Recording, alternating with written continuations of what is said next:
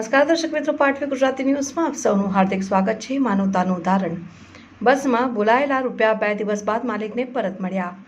મહેસાણા વિભાગના ખેરાલુ ડેપોની એસટી બસમાં મુસાફરી દરમિયાન શહેરાના સનાભાઈ બાંબવા પોતાના રૂપિયા બસની સીટ પર ભૂલી ગયા હતા। પાલનપુરથી પરત ફરતી બસમાં ફરજ બજાવી રહેલા કંડક્ટર પરમાર અશ્વિનભાઈ નાનજીભાઈને રૂપિયા મળતા તેમણે તે સુરક્ષિત રાખ્યા હતા।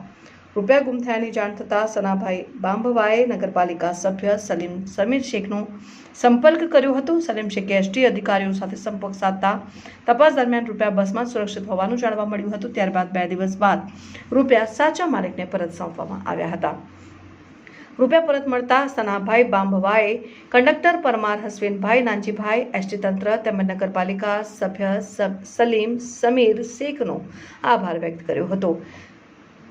સમગ્ર ઘટનાએ માનવતા, વિશ્વાસ અને જવાબદારીનું સુંદર ઉદાહરણ પૂરું પાડ્યું હતું। શહેરાથી બેઠા જતા મારા પૈસા પડી ગયા હતા, તો ત્યાંથી મેં સંભાળ્યા તે આખું ઓછું થયું બંડલ, એટલે ત્યાંથી જ્યાં આપવાના હતા મારે છોકરીને ત્યાં જેવો તો ઓછા થયા।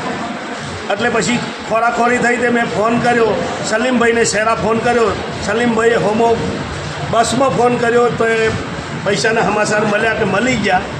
તો આજે મને સોમવારે હોજે 7 વાગે સલીમભાઈના હાથોહાથ કંડક્ટરે મને ઉપલબ્ધ કરી દીધા ભાઈ। બરાબર, આ વિશે કંડક્ટરને શું કહેશો? આ લોકોને શું સંદેશ આપશો? લોકોને શું સંદેશ આપશો? હા, તે કંડક્ટરની ઈમાનદારી કહેવાય કે ભાગશાળી કહેવાય। તે મને પૈસા આવ્યા નકર પૈસા વસ્તુ છે કોઈ આપે નહીં, પણ બહુ સારો માણસ કહેવાય, ભાગશાળી કહેવાય એમ। તો ભગવાને મારા પરસેવાના હતા તે એને મેં ઉપલબ્ધ કરી દીધા। સલીમભાઈએ મહેનત કરી, બરાબર, આગળ ફોન કર્યો તો સલીમભાઈથી પૈસા આપણે ઉપલબ્ધ થઈ ગયા છે।